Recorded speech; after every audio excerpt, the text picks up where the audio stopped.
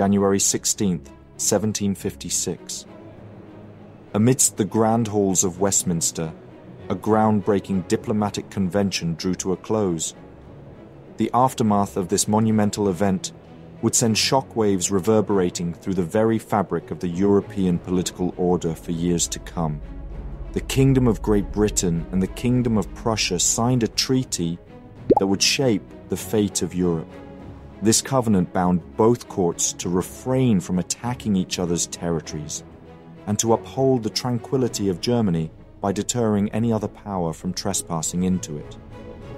The years preceding the convention witnessed Prussia meticulously preparing for an inevitable conflict with the Habsburg Empire, as Prussia had illegally annexed its province of Silesia the previous decade. This treaty was a significant turning point for the increasingly isolated king, Frederick the Great. His other mighty neighbouring powers did not share his enthusiasm for these newfound developments, however. The Habsburg monarchy's anguish over Britain's nonchalant disregard for their most pressing concern, the issue of Silesia from the previous war, meant the long-standing British option of an alliance was shunned by the empire. Meanwhile, the mighty Russian Empire, much more independent of British subsidies than Prussia had reckoned, and far more hostile to Prussia than Britain had comprehended, ceased to be a willing proxy and mercenary of the British court. I want to thank today's sponsor, iolo, System Mechanic Ultimate Defense, the all-in-one PC solution. With a single click, users can optimize their PC's performance, fix system issues, and safeguard their privacy. The user interface is easy to navigate, and no technical knowledge is required. The software removes system-hogging bloatware, improves download speed by up to 39%, and offers real-time threat protection against viruses, malware, and Trojans. Have you ever searched for a product on the internet and then immediately noticed ads for that product followed you around from site to site? Bundled with System Mechanic Ultimate Defense is Privacy Guardian's digital fingerprinting protection, which stops third-party trackers and keeps your personal information safe. The software also includes Bypass Password Manager, which stores and secures login information and banking details. If you want a cleaner, faster, and safer computer, try iolo System Mechanic Ultimate Defense today. Get 60% off System Mechanic Ultimate Defense with 30 days of free 24/7 live tech support. Use the code HouseOfHistory at iolo.com/houseofhistory. France, a former Prussian ally, seething with fury over Prussian deception and fearful of being left to fend for itself in the raging colonial war with England, realized that a compromise with Austria was the only viable option. The result was a breathtaking realignment of alliances that would come to be known as the Diplomatic Revolution. The mastermind behind Austria's rapprochement with their arch-nemesis France was the shrewd statesman Kaunitz, who also cemented an alliance with Sweden by offering to return Pomerania to them upon Prussia's eventual defeat. In a swift succession of events, France made the momentous decision in February not to renew its alliance with the troubled kingdom. And in May, the arch-rivals Austria and France put their enmity to rest. They inked a neutrality pact and a defensive alliance, the First Treaty of Versailles. In this pact, the signatories pledged to assist each other with an auxiliary corps in the event of an attack, with the exception of the Anglo-French War. Britain's allies' anxiety escalated with each passing day, for they sensed an impending attack on the horizon. The Convention of Westminster, once thought to be a masterstroke that would grant him much-needed time, now loomed large as Frederick's fatal diplomatic blunder.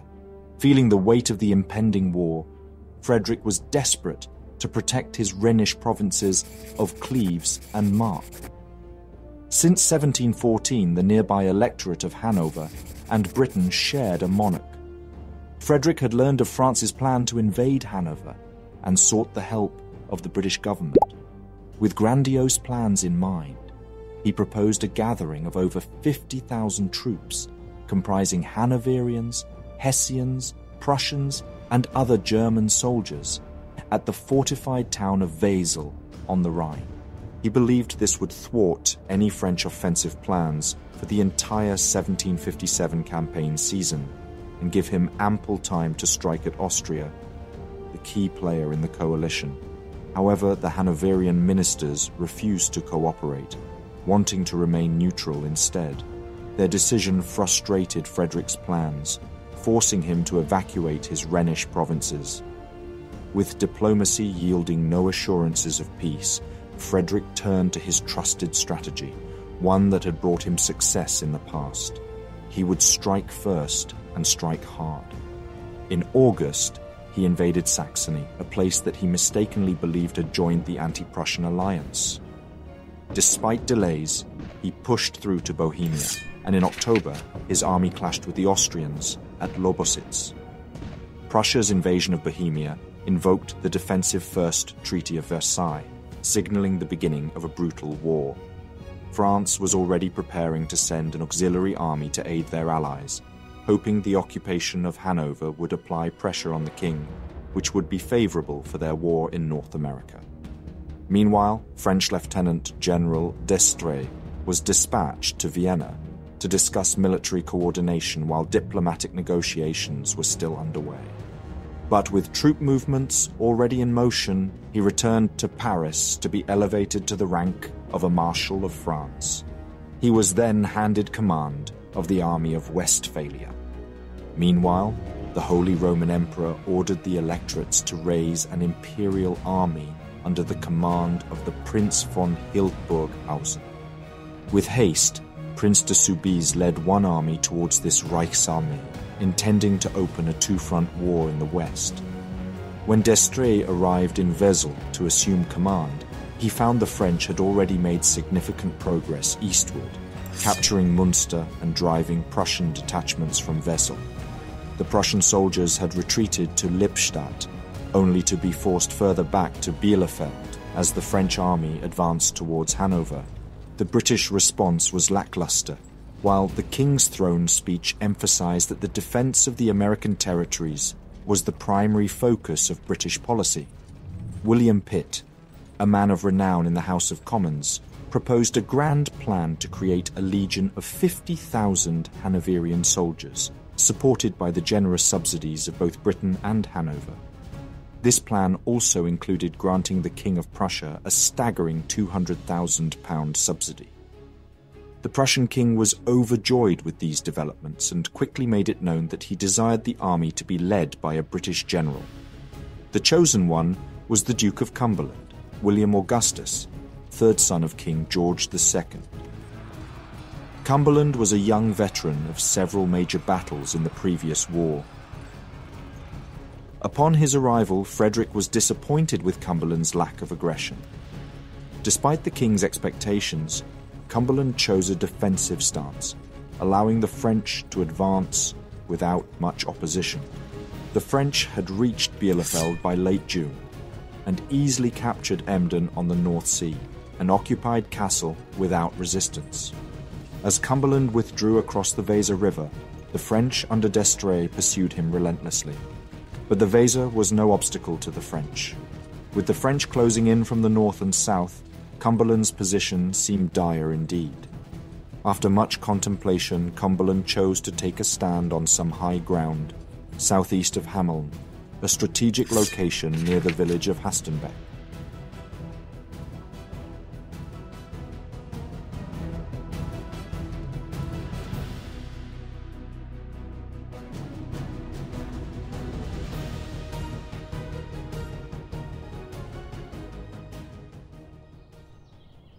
On the morning of July 25th, the French army, led by d'Estrées, reached the plains south of the village of Hastenbeck.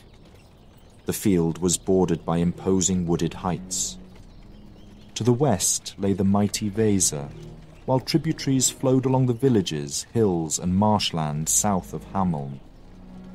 D'Estrées surveyed the lay of the land and issued orders to his troops to launch an attack on the following day. His army, numbering 60,000 troops, comprised 50,000 infantry in 84 battalions, 10,000 cavalry in 83 squadrons, and an impressive arsenal of up to 150 artillery pieces. Standing against the advancing French army was the Duke of Cumberland, commanding a force of 35,000 soldiers. With a contingent of 30,000 infantry, 5,000 cavalry and 28 artillery pieces at his disposal, the Duke was well aware of the overwhelming odds stacked against him. But despite being severely outnumbered and outgunned, he knew that his troops were in a strategic position. 6 Hessian and 9 Hanoverian battalions stood in a single line between the road from Hastenbeck to Affeder. A battery of 4 12-pounders guarded the only access road leading to the Haste. Every move of the enemy would be fiercely contested. All of his cavalry stood ready, behind the infantry of his right wing. The centre of Cumberland's position was fortified with 9 Hessian and Brunswicker battalions standing in the first line. The second line was composed of 4 Hanoverian battalions. A battery of 5 12-pounders and 4 6-pounders stood planted north of Hastenbeck. Cumberland's left wing stood guard along the road leading from Hastenbeck to Diedersen. 5 Hanoverian and Brunswicker battalions formed an impenetrable line of defence. 2 artillery batteries commanded the slopes and the heights. The western battery, guarded by 4 battalions, including 1 Brunswicker, 1 Hessian, and 2 Hanoverian under the battle-tested Major General von Hardenberg, stood ready to defend their position. Behind the easternmost battery stood 1 Hanoverian, 1 Hessian, and 1 Brunswicker Grenadier battalion under Major General Count Schulenburg. Cumberland had placed a reserve of 2 Hanoverian battalions under Major General von Hodenberg deep in the heart of the forest behind his left wing to further strengthen his position. Colonel von Breidenbach, with his 3 Hanoverian battalions and 2 squadrons, occupied the narrow pass of the Schecken on the road leading from Diedersen to Afferde, preventing any advance parties from attacking Cumberland's force in its rear. As the sun began to set on the eve of July 25th, Lieutenant General de Chevert set out to reconnoitre the land. He discovered that the edge of the forest lay unguarded, and the slopes of the Obensberg could be conquered to the east of Vorarlberg. He reported his findings to Estrées, who allowed him to organize the assault. As the clock struck 9 p.m., Chevert, with his 4 brigades from Picardy, La Marine, Navarre, and Eu, set out on a long flank march towards Vorarlberg. As the first rays of the morning sun began to light up the sky, the Allies began their relentless cannonade, raining down on the French troops. The French, undaunted, answered back with their cannons blazing a path of destruction. Meanwhile, the French army deployed in full force. Cumberland set forth from Hastenbeck to reinforce his left wing at the edge of the dense forest. Meanwhile, Chevert, leading his corps, moved ever closer to the Obensberg, a strategic position that would provide a clear advantage in the impending battle. The French vanguard met the Hanoverian outposts and patrols. The soldiers of Hanover were easily pushed back by the advancing French army. The Picardy Brigade, forming the French right wing, was the first to engage elements of the Hanoverian Jaeger Corps at the Obensberg. The French troops quickly took cover behind trees, and an intense firefight erupted. As the Picardy infantry and Hanoverian Jaeger Corps locked in fierce combat, Chevert's left wing came under sudden and unexpected fire from the Hessian Grenadier Battalion. The French advance was halted as they scrambled for cover. Undeterred, the sound of battle on the Obensberg spurred the French army's right wing and centre into action. The Picardy Brigade, sensing an opportunity, pressed their advantage, unleashing an assault that overwhelmed the outnumbered Allied forces. Even the previously steadfast Hessian Grenadiers eventually gave ground, allowing Chevert's corps to push forward into the dense forest beyond the Obensberg. On the right wing, Lieutenant General d'Armentières led a charge of 4 brigades against the entrenched Allied redoubt and batteries at Vorarlberg. Amidst the chaos of battle, Lieutenant General de Contard, led the charge at the heart of Cumberland's forces between Hastenbeck and Worenberg. He commanded the Orleans, Vaubecourt, Lyonnais, and Meilly brigades. They cautiously inched forward, taking their time to navigate the treacherous terrain. Meanwhile, the left-wing infantry under the Duc de Broglie prepared in 3 columns for their march to Hastenbeck. Despite the French cavalry itching to charge, the rugged landscape prevented them from doing so. Instead, they were instructed to lend support to the infantry, remaining to their rear. As the battle raged on, the Duke of Cumberland realized that his rear was in grave danger. He summoned Hardenberg, his reserves, and his grenadier battalions, who had been guarding the cannons, to take back the Obensberg. To outmaneuver the enemy, he ordered Colonels von Dauchenhausen and Breidebach to move through the treacherous terrain of Diedersen and launch a surprise attack on the French right wing with their 3 battalions and 4 squadrons. Despite the French's relentless frontal attack, Cumberland could not afford to spare any more troops for his left flank. As the clock ticked past 10 a.m., Chevert's corps continued to gain ground against the enemy's flank. However, they were met with fierce resistance from the grenadier battalions under Hardenberg's command. Despite their efforts, the Allied forces were unable to drive back the French advance and retake the Obensberg. As the hours passed, the battle raged on, with both sides locked in a deadly struggle for control of the terrain. Darmontier, leading the French right wing, caught a glimpse of the French flag atop the Obensberg and knew that the time to strike had come.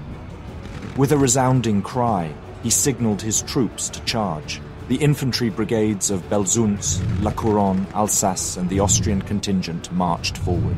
But as they drew closer, a series of deep ravines confronted them, their sides steep and treacherous.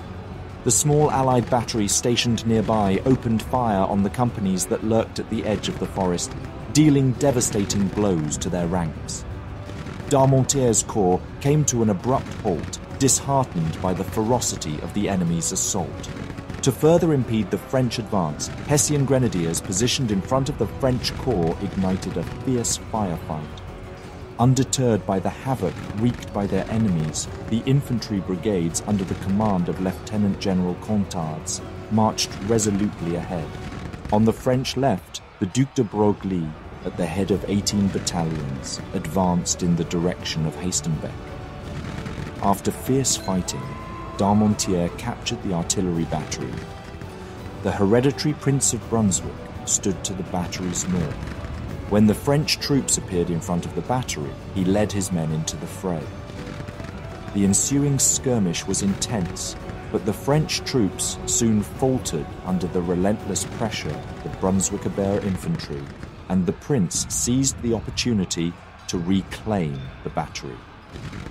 As the battle raged on, Estrées seized the initiative, ordering an attack on the town of Hastenbeck. The advancing French columns were still a considerable distance from the town when it caught fire, engulfed in flames and smoke. Meanwhile, Chevert had already made significant gains on the battlefield.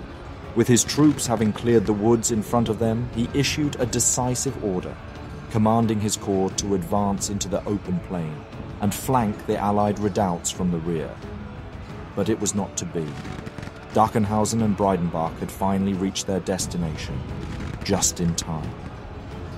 They launched a surprise attack on Chevert's flank.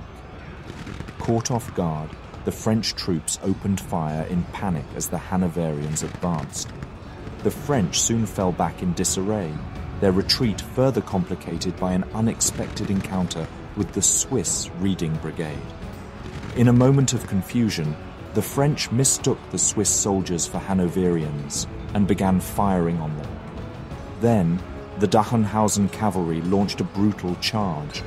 The resulting chaos and confusion sent shockwaves through the French lines, with rumors of a counter-attack in their flank spreading rapidly among the troops.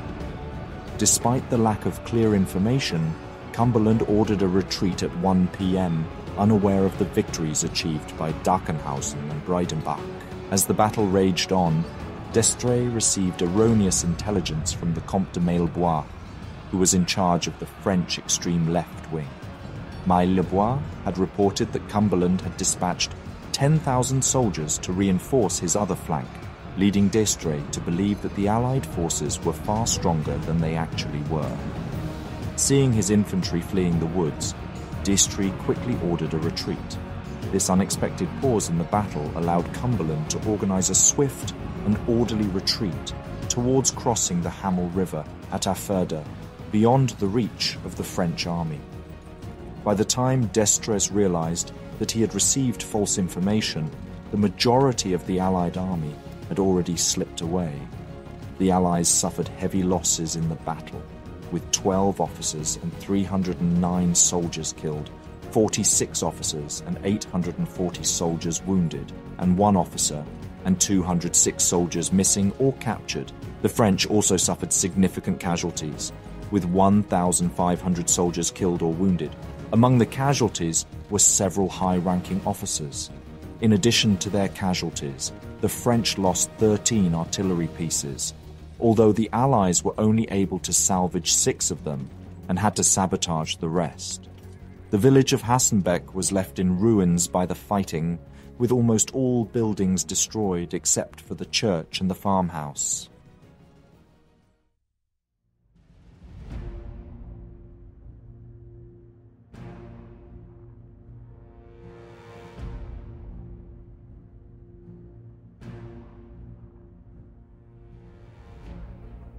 Hastenbeck was a significant defeat for the Hanoverian army, and Britain interpreted it as such. However, regrettably for D'Estrées, he was unable to capitalize on his triumph.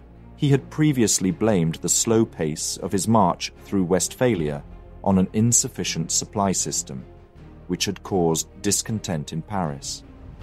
This accusation had annoyed Joseph Paris Duvernet, a powerful and influential official in the Ministry of War responsible for the supply system.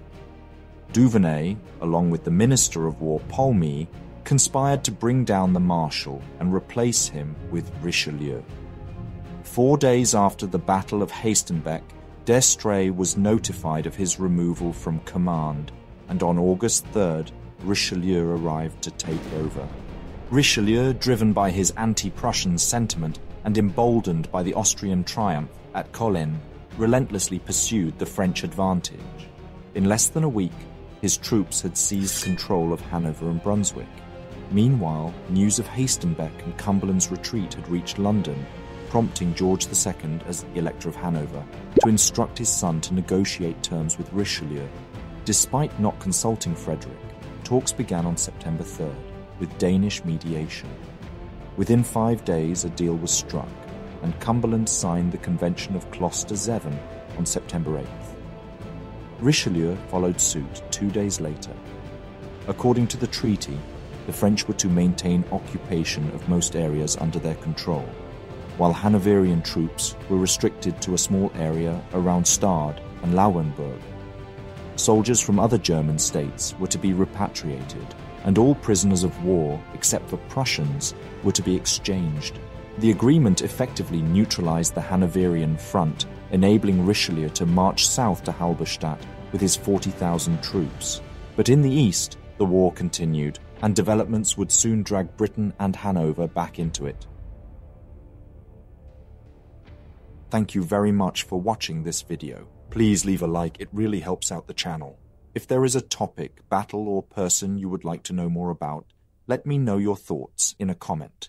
I would also like to thank all my patrons and channel members for their generous support.